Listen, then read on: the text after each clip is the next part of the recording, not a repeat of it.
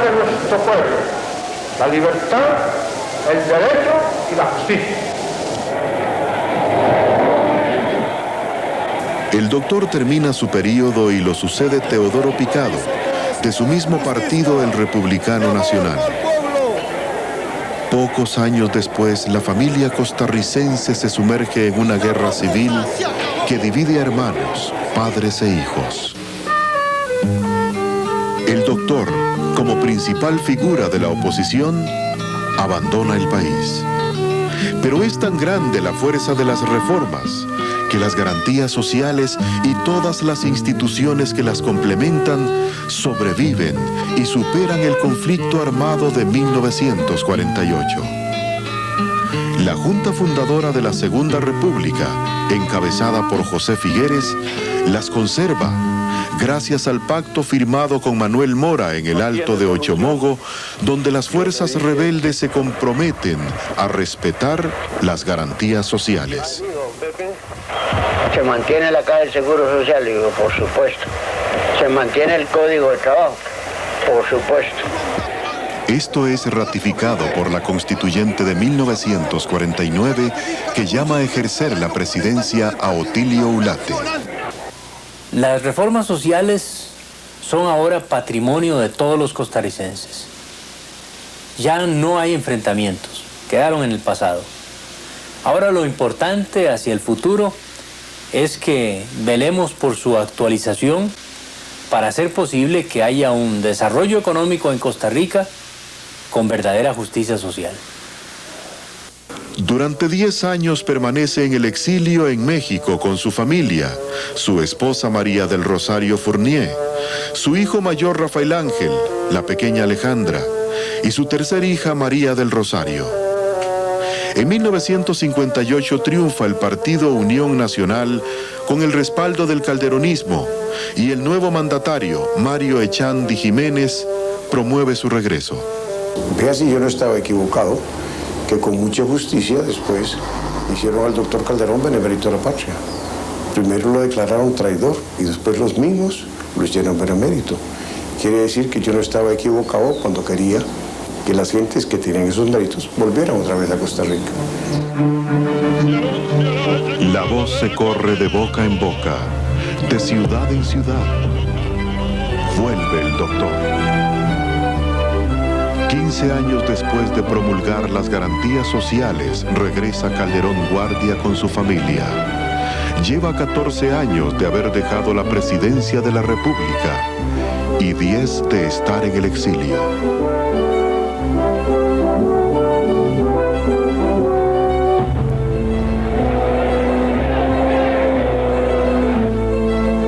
Su hijo Rafael Ángel Calderón Fournier recuerda ese momento.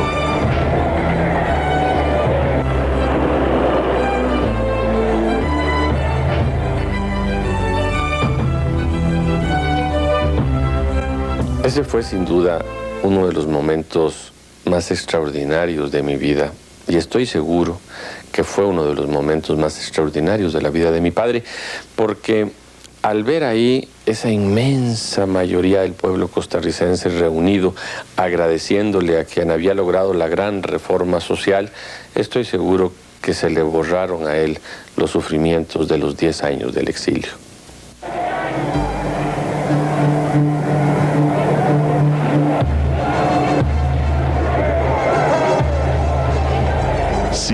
Años después, Costa Rica aún tiene presente su obra.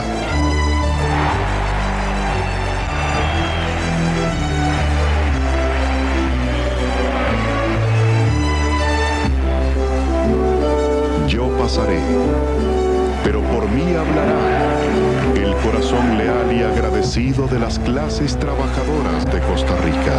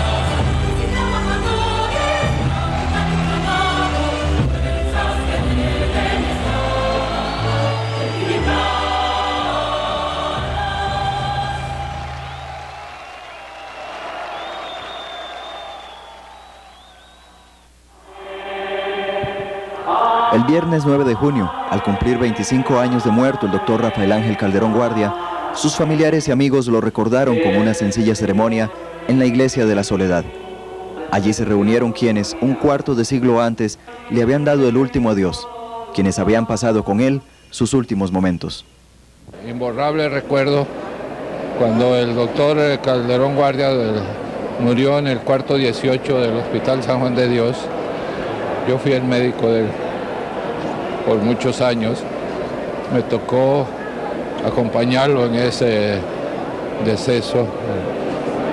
Estaba junto con Rosadito y con Rafael Ángel, hijo.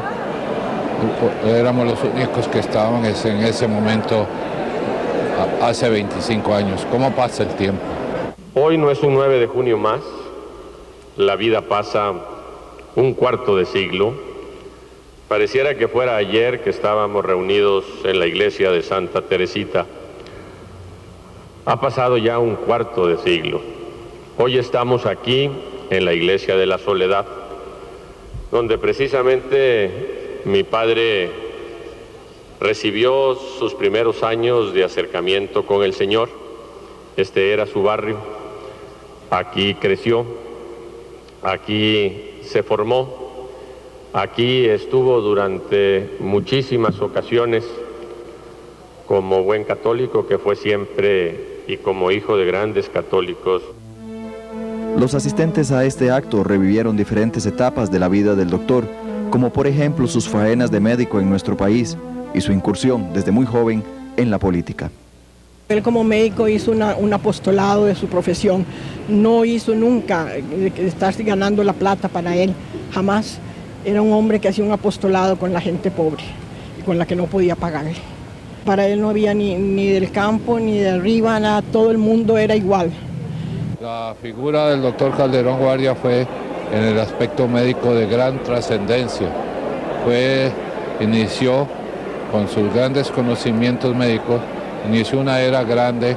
Él como ustedes saben, se había graduado de la Universidad de Lovaina y encabezó a un grupo de grandes médicos costarricenses que trajeron toda la tecnología.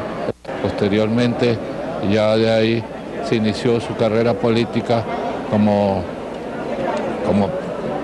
presidente municipal de San José, que ustedes saben, donde él sirvió a miles de gente, y ahí posteriormente como presidente de la Asamblea Legislativa, y posteriormente ya inició la campaña para ser presidente de la República e iniciar toda su labor que todos bien conocida a través de la salud y la creación del Seguro Social, que es indiscutiblemente en beneficio de la salud el paso más importante que se ha dado en Costa Rica y al cual se lo debemos a él íntegramente. Doctor, ¿cuál considera usted que fue el principal aporte del doctor Calderón Guardia a nuestro país? Pues toda la reforma social, seguro, código de trabajo, universidad, caja barata, pero más que todo la creación de la filosofía social cristiana y fundador del primer partido social cristiano que hubo en América.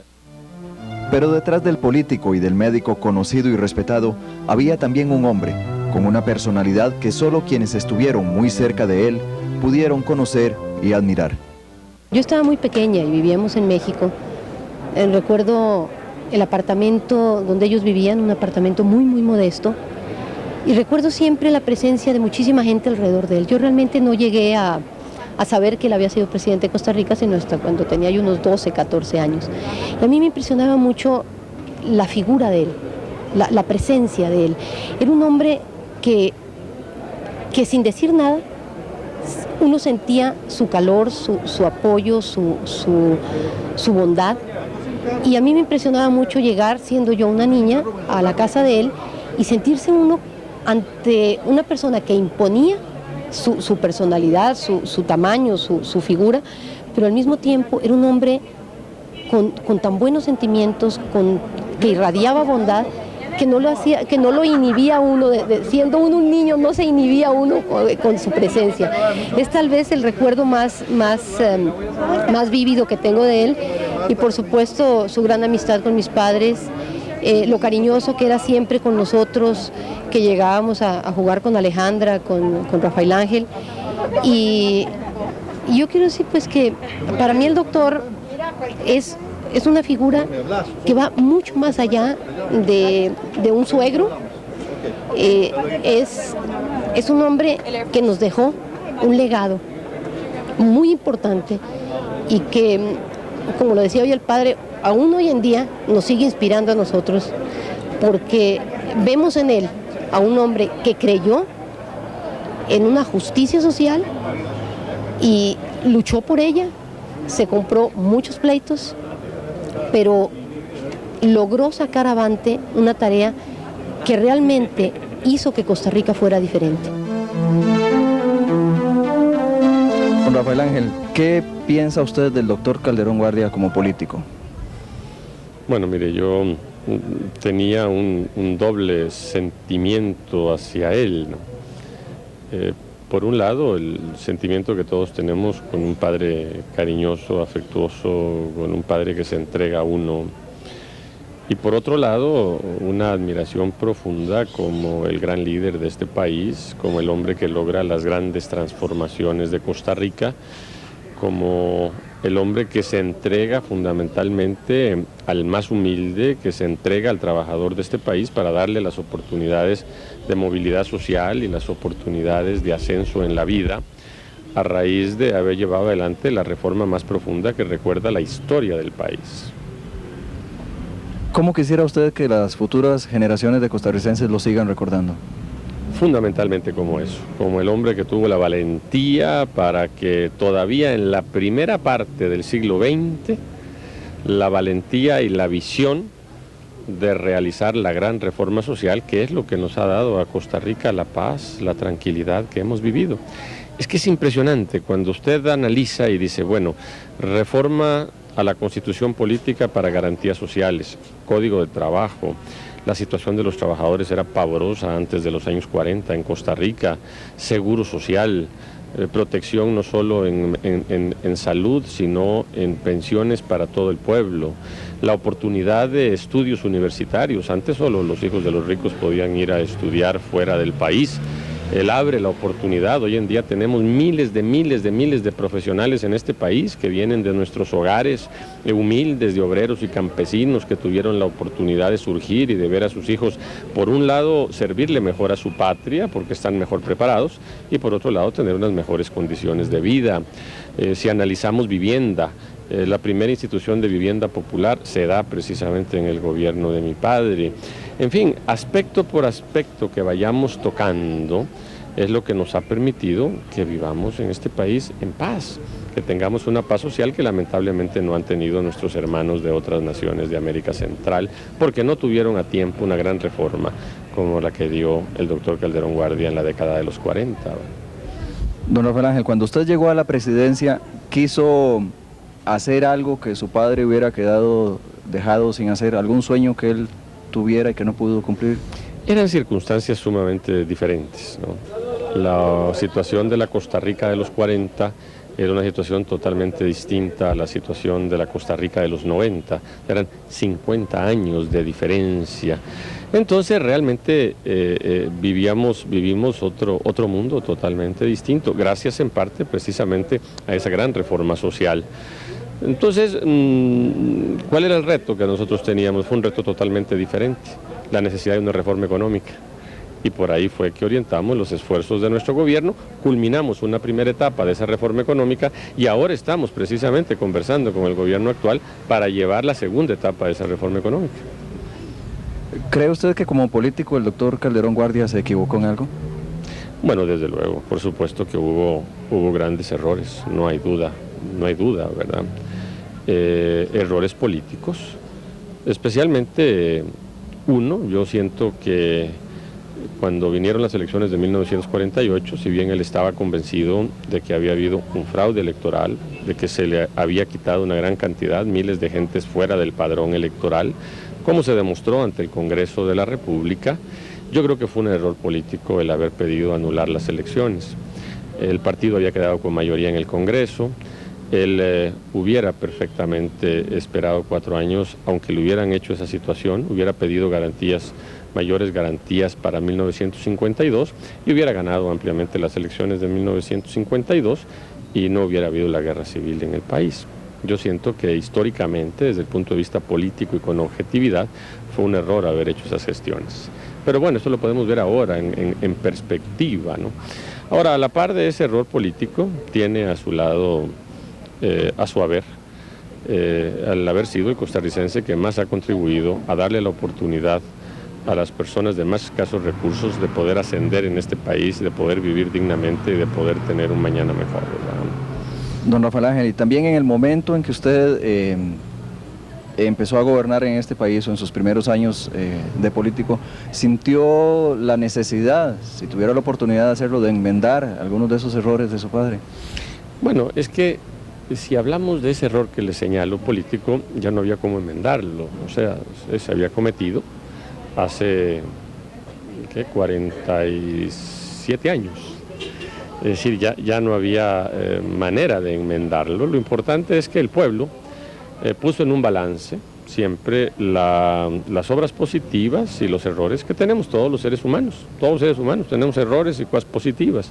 Y claro, la balanza pesó mucho más en todo lo positivo, al grado de que es benemérito de la patria y es recordado como el gran reformador social de este país. Respecto al doctor Rafael Ángel Calderón Guardia, ¿qué piensa usted de él? Es sin duda alguna una de las grandes figuras políticas de nuestro país. Él y don Pepe son recordados por todos los costarricenses con mucho respeto, con mucho agradecimiento por lo que cada uno en su momento hizo por el bienestar de la familia costarricense. Del señor Calderón Guardia, ¿cuál cree usted que fue el mejor aporte a nuestro país? Las garantías sociales es sin duda alguna una de sus mayores contribuciones. ¿En qué se equivocó el doctor Calderón Guardia? Que lo digan los costarricenses. Yo pienso que hizo muchas cosas buenas. Pienso que al igual que todos nosotros, también tuvo sus equivocaciones. Como les habíamos prometido, vamos a presentarles ahora una semblanza de don Pepe Figueres, una biografía elaborada por el Centro Costarricense de Producción Cinematográfica que recoge los aspectos más relevantes del pensamiento, la vida y la obra de don Pepe, gran parte de ella en la propia voz de quienes muchos siguen llamando simplemente el caudillo.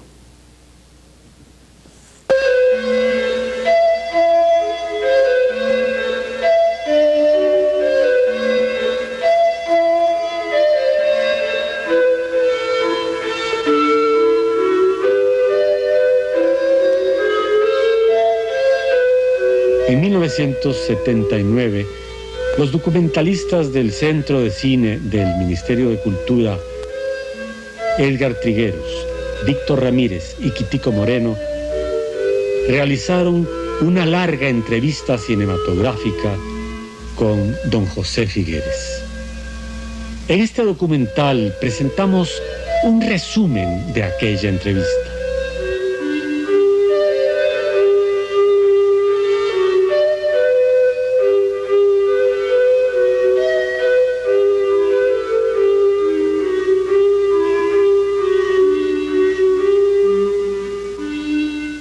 José Figueres Ferrer nace en San Ramón un 25 de septiembre de 1906.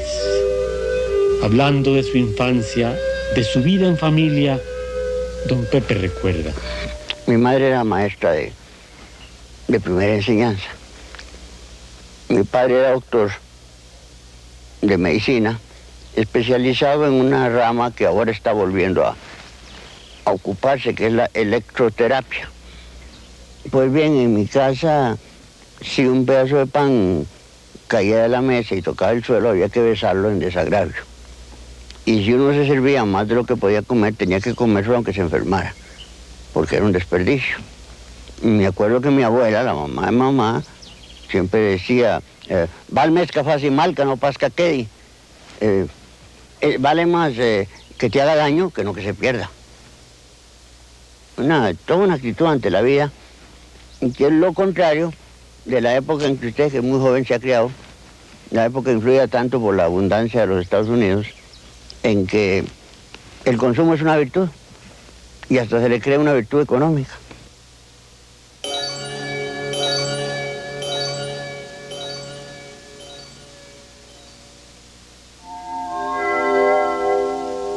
Desde muy joven, don Pepe es un apasionado del estudio, sobre todo del estudio de las ciencias y la filosofía. Yo empecé a leer a Emerson a los 15 años, de edad, recuerdo, antes de ir a Boston, y todavía lo leo. Por cierto que ahora alguien me trajo una edición nueva. Y una de las lecciones principales es el ensayo contra lo que él llama consistencia, es decir, ese exagerado temor de contradecirse. Yo fui desde muy pequeño lo que llamábamos excéntrico. Por ejemplo, nunca bailé. ¿Por qué no iba? Por una aversión tal vez a la diversión superflua, tal vez por un poco de vanidad de ser distinto que los demás, por un poco de pedantería, pero yo nunca fui a fiestas, no sé bailar, nunca tomé licor. Fumar probé como estudiante en Boston, pero como aquel tiempo se acostumbraba a la cachimba, había que andar siempre con 3 cosas, cachimba, fósforos y tabaco. Y a mí siempre se me olvidaba una de las 3 por lo menos, y entonces resolví no. Además noté que me impedía concentrarme. El fumado me impedía la concentración, porque yo estudiaba muchísimas horas. Por cierto que una de las realizaciones, llamo yo, del periodo de mi segunda enseñanza, es que yo hice todo el curso por correspondencia de las International Correspondence Schools. Y yo creo que yo fui ingeniero hidroeléctrico a los 17 años. Y pues en una época en que a mí lo que más me interesaba era la ciencia. Yo le conté que cuando yo era aquí estudiante de segunda enseñanza montaba plantas hidroeléctricas en los beneficios del café. Yo siempre era muy inclinado a eso. Pues yo me fui a Boston y no aguanté la disciplina de clase. Ya era mucho, yo me consideraba un mamulón para estar sentadito ahí en un pupitre. Y pues no encontraba excepcionalmente brillante el profesorado. Y poco a poco me fui pasando a la biblioteca. La biblioteca pública de Boston es mi verdadera alma mater, que llaman en inglés. Si en alguna parte adquirí yo un poco de formación, fue en la biblioteca pública de Boston. Pues de Nueva York yo vine a Costa Rica, creo que en el año 27. Hice varias tonterías, hice varios trabajillos ahí para ganarme la vida. Pues al poco tiempo alguien dijo que por aquí vendían una finca de cabuya. Y empecé yo a averiguar la historia de la lucha. El comerciante que les compraba el mecate a ellos en San José, que era don Álvaro Terán, mi tío, ¿por qué me cuenta? Me dice, aquí está abandonado. Dice, de vez en cuando traen un poquito de mecate a vender y yo se los compro. Vamos a que lo veas. Y vinimos a caballo, duramos 2 días. Pues después me dice mi tío, ¿tú vivirías aquí en este hueco? Sí, es igual. Es igual, yo lo que quiero es un lugar donde leer y trabajar un poco. Y así vine a dar aquí. Aquí, un lugar remoto en aquel tiempo, perdido entre las montañas de Tarrazú. Aquí, en estrecha convivencia con los campesinos, don Pepe trabaja y estudia durante 15 años. En julio de 1942, durante la Segunda Guerra Mundial, don Pepe pronuncia un candente discurso por la radio a causa del cual el gobierno lo envía al exilio. ¿Por qué razones fue expulsado? Porque pronunció un discurso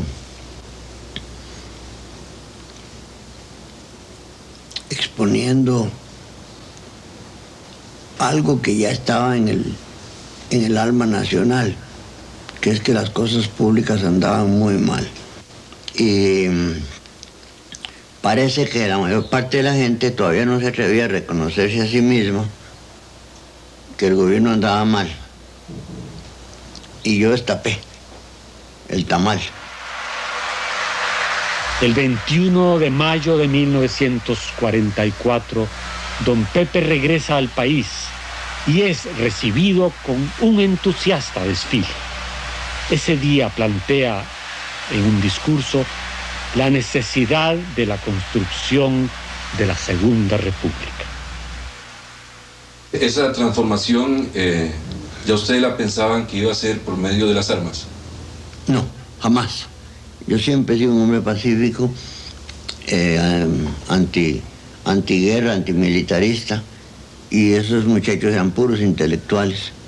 No, eso fue una de las grandes paradojas de mi vida, que hubo un momento en que yo llegué a la conclusión de que el régimen que se había establecido, que era la alianza entre los partidarios del doctor Calderón Guardia y los comunistas partidarios de don Manuel Mora, no iban a nunca a dejar el poder si no era por la fuerza, porque ya se habían burlado otras elecciones cuando eso.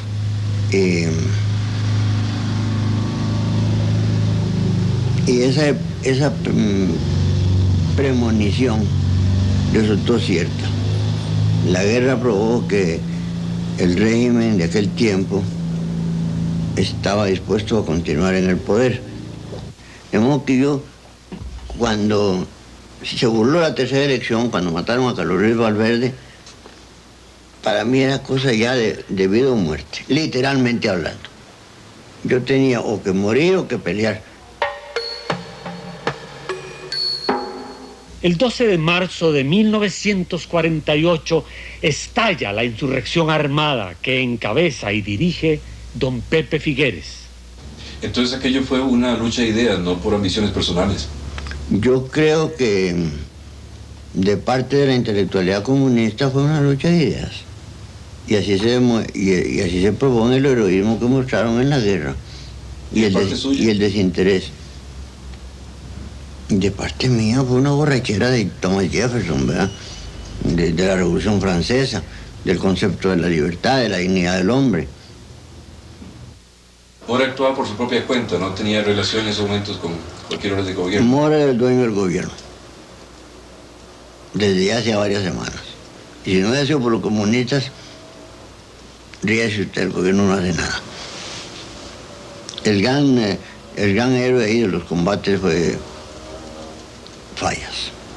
Fallas peleó horrorosamente. Y a mí no me da ningún temor reconocer hoy los méritos de Calderón Guardia. Ninguno. Si yo tuve... Mira, hay un pequeño monumento aquí abajo que dice, en honor a los caídos de 1948, de ambos bandos. Ese monumento me costó disgustos, como usted no tiene idea, con los nuestros. ¿Que por qué hay ambos bandos? La guerra de liberación nacional, estratégicamente, fue una maravilla. Y hay que distinguir para el público entre estrategia y táctica. La táctica es el combate, el arrojo, la manera de entrarle a un enemigo. Y la estrategia es el planeamiento. La guerra de liberación nacional fue una maravilla de planeamiento. Yo la voy a escribir, ¿verdad? Solo existe en este momento en el cerebro mío el planeamiento de la guerra. ¿Cómo fue eso? ¿Usted nos puede explicar algo?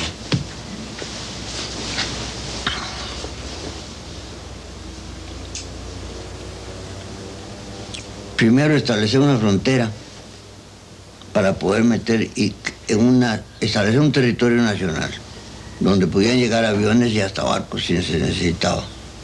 Segundo, hacer un inventario del comestible que había en ese territorio para ver a cuántas semanas podía prolongarse la guerra, ¿verdad? Tercero, atraer al enemigo, como se fue atrayendo, hasta que rodearan ese territorio con 5 o 6 mil hombres.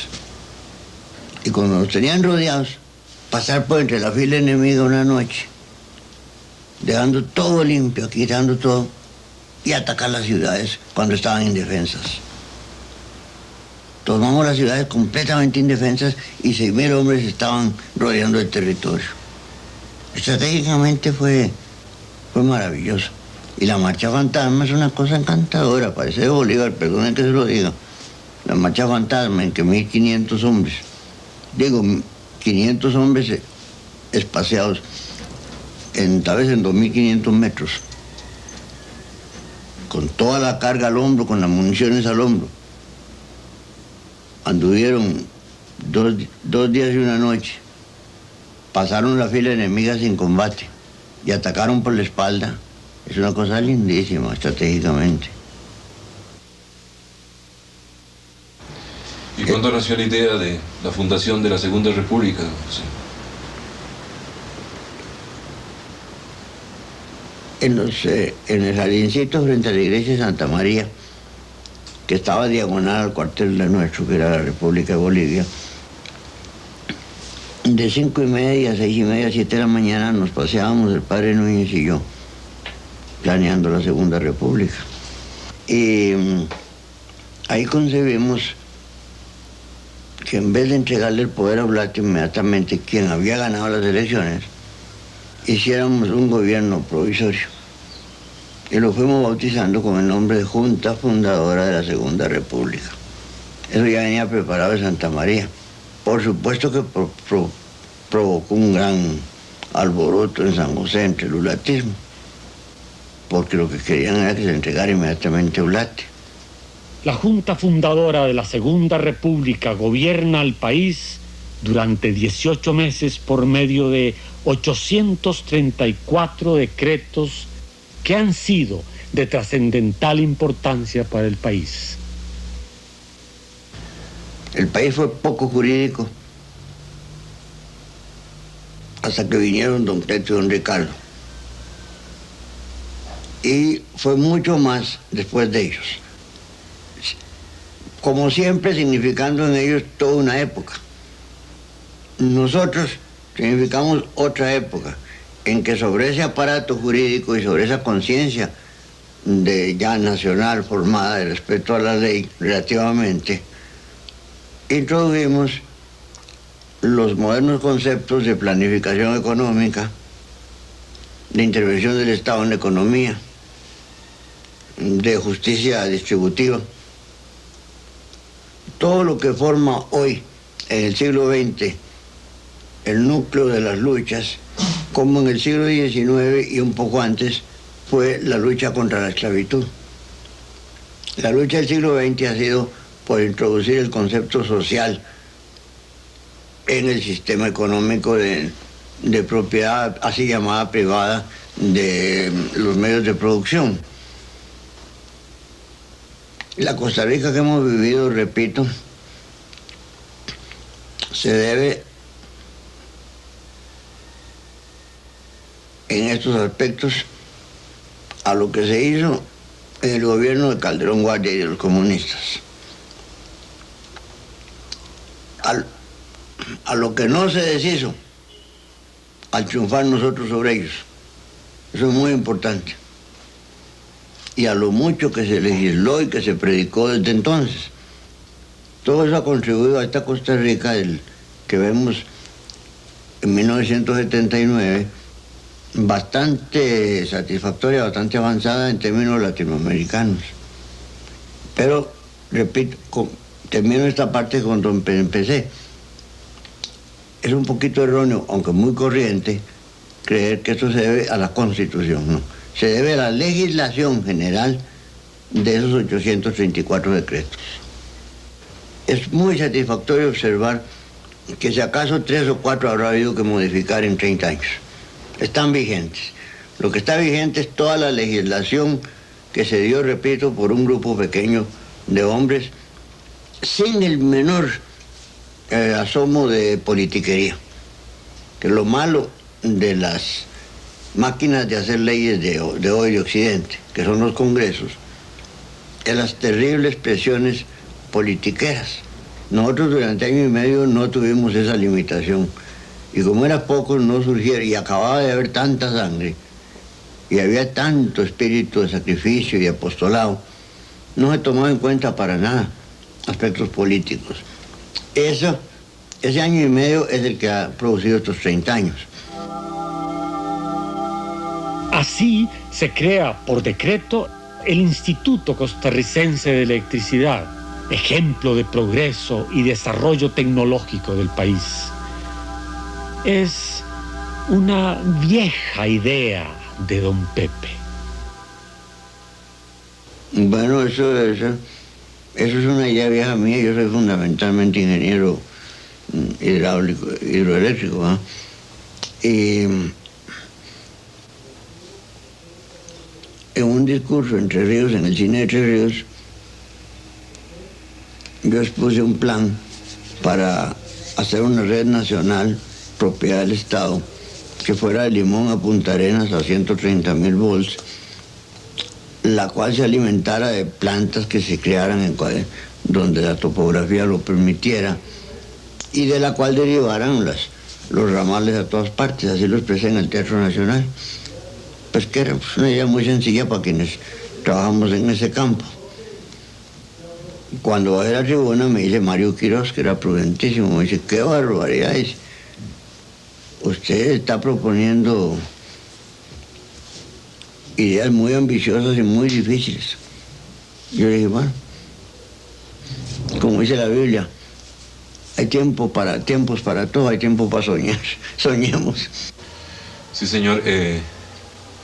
Volvamos a su momento dentro de la Junta Fundadora, el decreto de la nacionalización bancaria. ¿De quién fue la idea y qué problema venía a resolver ese decreto? Bueno, la idea de la nacionalización bancaria fue quitarle parte del poder a lo que en aquel tiempo Rodrigo Facio y otros llamaban la oligarquía, que eran dueños de los mejores negocios, entre ellos los bancos. Yo comprendí hacía tiempo que yo venía convencido de que el tamaño de la economía de Costa Rica en aquel tiempo, y dada la estructura social en que existía efectivamente la oligarquía cafetalera, era inconveniente que tantos poderes estuvieran en manos de un solo grupo de personas o de familias, y decidimos expropiar las acciones. Uno de los decretos de mayor importancia emitidos por la Junta Fundadora de la Segunda República, el decreto de la abolición del ejército, orgullo de nuestra democracia.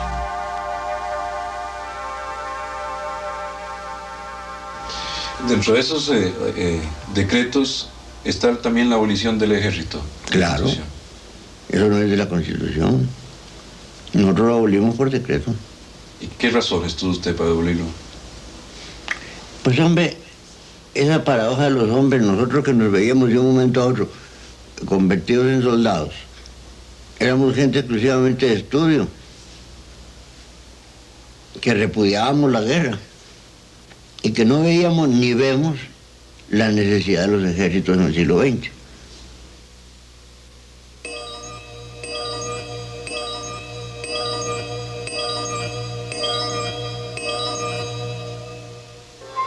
El 7 de noviembre de 1949 es aprobada la nueva Constitución Política. Al día siguiente, la Junta Fundadora de la Segunda República entrega el poder al presidente electo, don Otilio Ulate Blanco. Por cierto, que hubo una anécdota, que como de costumbre nos atrasamos en llegar al estadio. Entonces por unos 10 minutos circuló la bola que ya no entregábamos.